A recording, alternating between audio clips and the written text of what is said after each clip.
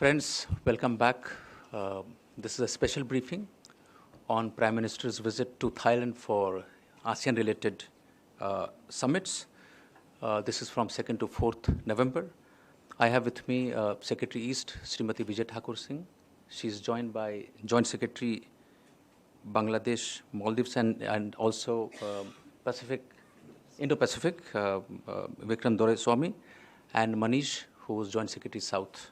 After the initial remarks by Secretary East, then we will open the floor to questions. Ma'am, the floor is yours.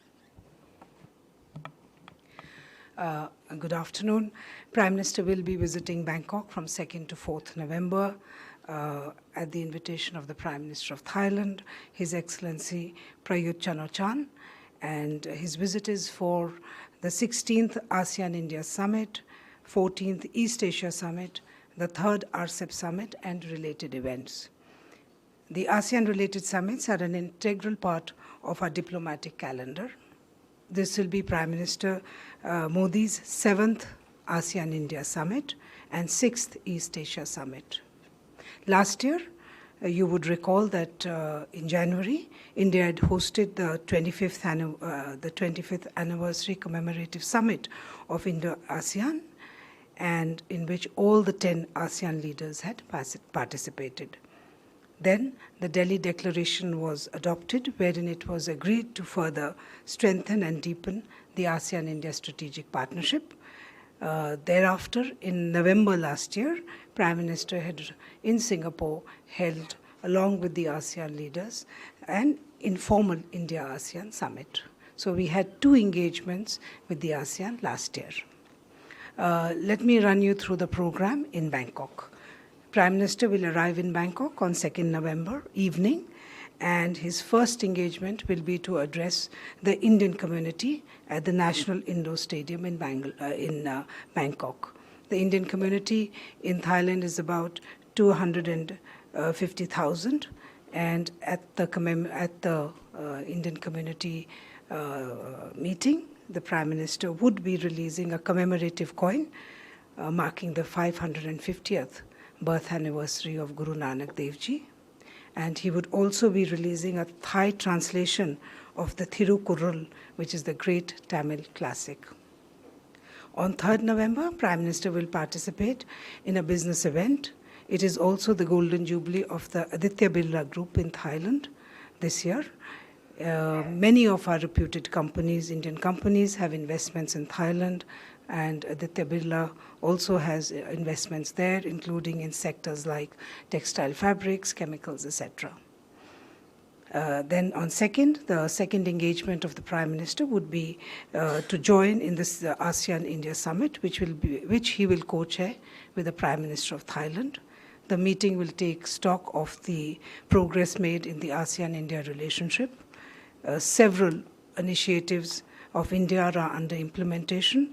For example, our offer and our commitment to offer 1,000 PhD scholarships for ASEAN students at IITs. Now that is actually under implementation. It was unveiled, and its implementation began in September this year, when both External Affairs Minister and the Minister for Human Resource Development had jointly launched this initiative. This has a budget of about 300 crores, 300 crore rupees, and if I may say, this is the largest human resource development initiative for ASEAN by India, and indeed by any of ASEAN's dialogue partners. So this is something which has been offered to the ASEAN countries. Then we are also working on the establishment of centers for excellence in software development and training in the CMLV countries, and this is at a budget of about $8.6 million, and that is also being implemented. We are in close consultation with our ASEAN partners to identify specific projects under our $1 billion line of credit for our ASEAN country partners. Strengthening ASEAN and ASEAN-led mechanisms, enhancing connectivity, whether it is sea, land, air, digital, people-to-people, deepening our economic partnership, enhancing cooperation in the digital domain, including cybersecurity, and improving maritime cooperation are some of the key themes of India-ASEAN cooperation. The next day, on 4th of November, Prime Minister has 3 important engagements. Prime Minister will attend a special lunch hosted by the Thai Prime Minister for the leaders of the East Asia participating countries, and the leaders in this platform will exchange views on progressing the global sustainable development agenda. The theme of this has been chosen by Thailand. In fact, Thailand, under its chairmanship, is promoting the theme Advancing Partnerships for Sustainability. So we are also working to support this theme and contributing to the discussions that are taking place. And if you look at it specifically, Thailand with us co-hosted the India-ASEAN workshop on blue economy in September this year, in which the focus of discussion was sustainable use of marine resources. So we are working on the sustainability concept with Thailand. Separately, we welcome the ASEAN Outlook on Indo-Pacific, which was put out by the ASEAN and adopted by the ASEAN earlier this year. We see many elements of convergence with our own Indo-Pacific approach, and we look forward to working with ASEAN partners on furthering our Indo-Pacific cooperation. The second engagement Prime Minister has on 4th of November is the 14th East Asia Summit. As you would know, that the East Asia Summit is a leaders-led platform, and in that, it is a platform where they hold discussions on various developments in the region, and it is also a confidence-building mechanism in the region. If you look at it, the East Asia Summit membership is a very broad membership. Its members account for 54% of the world's population and over 58% of the GDP. So it is a very important platform where leaders meet and discuss. Much of the success of this platform is also because of the central role that the ASEAN countries play in it, and we acknowledge that role that the ASEAN countries play. And we always call for the centrality of ASEAN in our Indo-Pacific approach. The agenda for the forthcoming East Asia Summit is to review the future direction of EAS cooperation and exchange views on regional and international issues. The final engagement of Prime Minister will be the RCEP Summit, where leaders will review the state of negotiations, which are ongoing in Bangkok currently and over the next few days. In addition, on the sidelines of the summit, Prime Minister will also have a number of bilateral meetings which are being worked out. On 4th evening itself, Prime Minister will return to New Delhi. Thank you, ma'am. I now open the floor to questions. Just a small suggestion that, please don't ask whether a meeting with a particular country has been fixed or not. As and when they are fixed, we will let you know. So instead of us saying no every time, we will share details as and when they are available. Parikshit. The RCEP negotiations have been on, and we believe that the text of RCEP will have to be concluded next week. 25 chapters want to review. What is the status right now? Are we ready to join the RCEP bandwagon? Thank you, Parikshit. Any other question on this aspect? Ji. Is there a possibility of RCEP, the agreement going ahead without India?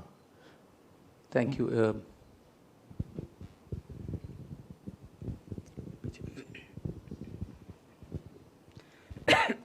Ma'am, if all our concerns are not addressed at RCEP, would we want the timeline to be shifted? Pranay. Ma'am, so far, how many of Indian concerns have been accommodated in the RCEP negotiation process, and what are the issues which India is still pursuing? Thank you.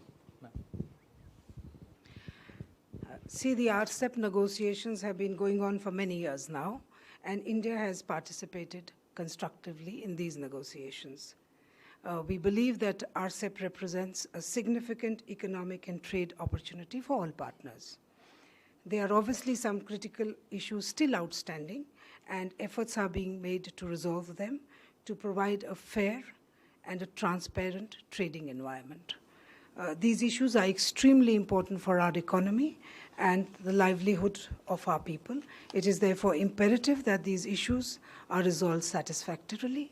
India remains engaged to find a resolution of these issues, and we expect that there would be greater clarity in that regard after the ministerial talks and the RCEP summit. Mike is up. But in this connection, they say Indian farmers, they're going to agitate nationwide on 4th November. So what is the take of this about this decision in local and domestic farmers? They're going to completely, nationwide, this agitation is going to have. You know, at this stage, the questions on RCEP has been answered. You know, if there are developments, you know, it is not possible to address specific questions. RCEP, the status of negotiation, that has been answered by Secretary East. If there are any further developments in the next few days, we will come up with a new statement. But there's nothing more to add at this stage. Yeah. Ranjit ji. Yeah, any meeting of the quadrilateral group planned during the summit? At the summit level, there is no quadrilateral. Not at the summit level, any the official level.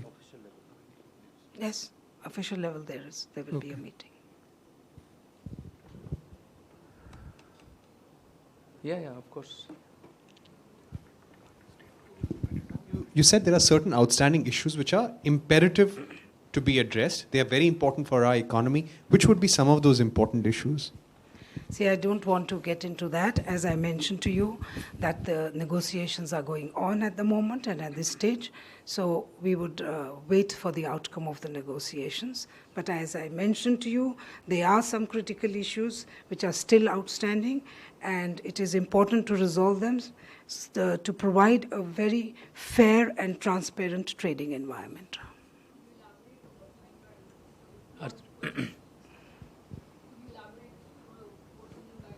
Can you just repeat? Meetings organized on an official level? Could you Yes, just elaborate official on that? levels. How many meetings, when? I don't have the details, but it's on the sidelines. It's on the sideline. There's only one meeting. Thank you. On the same issue, RCEP, different?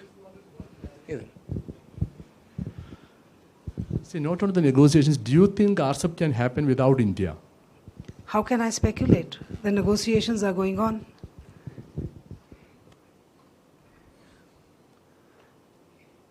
Other than RCEP,